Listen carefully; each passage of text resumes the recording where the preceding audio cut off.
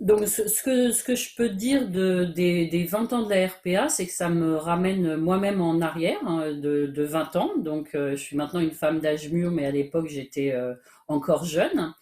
Et c'est en fait des souvenirs extrêmement plaisants, enrichissants, optimistes, qui hélas ont un petit peu disparu depuis, hein, puisqu'on sait ce qui est devenu la RPA en 2015, et la manière dont en fait les bureaux de la RPA ont terminé. Mais si je me ramène au tout début, en fait peut-être qu'il faudrait que j'introduise aussi le fait que en 2000-2001, moi j'étais moi-même en train de terminer ma thèse, une thèse d'histoire sur la décolonisation du Burundi. Et en fait, une thèse que j'avais commencée et pour laquelle je m'étais inscrite en thèse exactement le jour du coup d'État contre Melchior Ndadaye et donc à l'annonce de sa mort.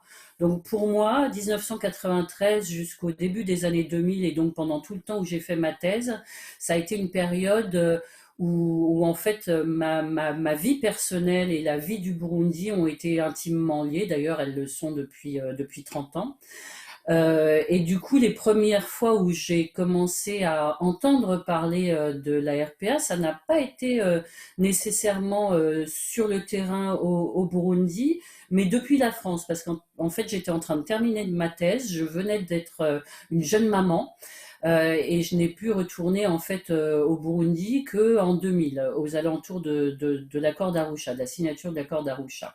Et je m'intéressais un petit peu à cette sorte d'effervescence qui commençait à naître. On avait entendu, enfin, j'avais entendu parler notamment du studio Ijambo. Il se trouve que par différents réseaux, je connaissais Willy Nindorera qui travaillait là-bas.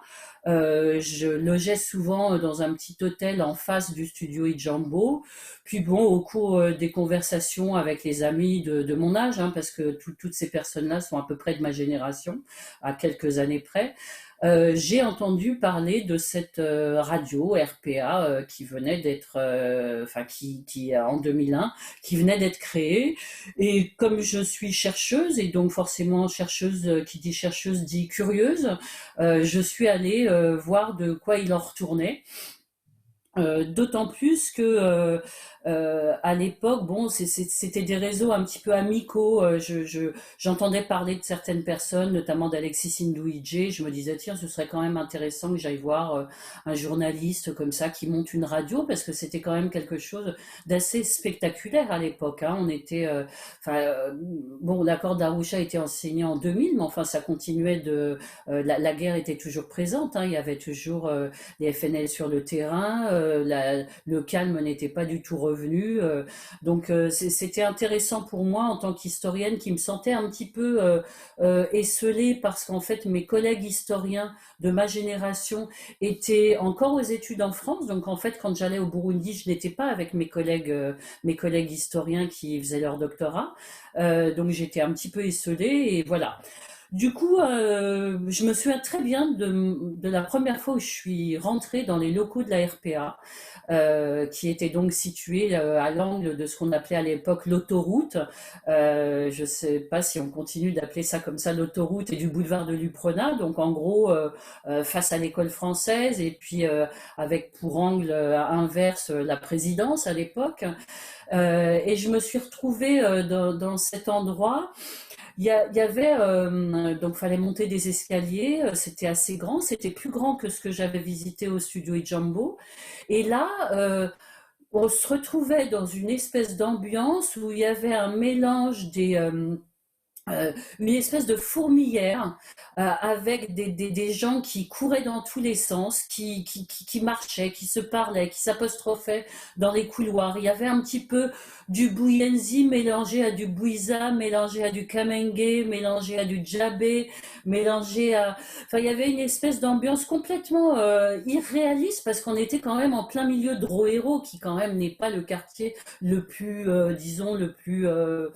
le plus joyeux. Enfin bon, c'est un quartier résidentiel où les gens sont quand même plutôt tranquilles. Et là, il y avait cette espèce d'ambiance extrêmement joyeuse. On était, alors il y a une expression en français qui dit la cour des miracles, mais qui est un peu péjorative. Mais c'était un peu la cour des miracles parce que on trouvait des intellectuels de haute volée qui lisaient énormément de littérature africaine, française, avec qui on pouvait avoir des débats complètement incroyables sur le dernier livre sorti par le dernier intellectuel africain. Et à côté de ça, des jeunes, peut-être un petit peu moins cultivés, un petit peu moins, qui avaient eu moins de chances de poursuivre leurs études, des techniciens, et tout ce petit monde formait une espèce de groupe joyeux, complètement multiethnique. Donc il y avait de toutes les tailles, de toutes les formes, des grands, des petits, des gros, des minces, des bavards, des pas bavards. On parlait Kiswahili, on parlait Kirundi, parfois on parlait français, on mélangeait toutes les langues. Bref, c'était quelque chose d'assez spectaculaire et très très enthousiasmant. Ça c'est le côté ambiance, si je peux dire, dans laquelle je me suis retrouvée.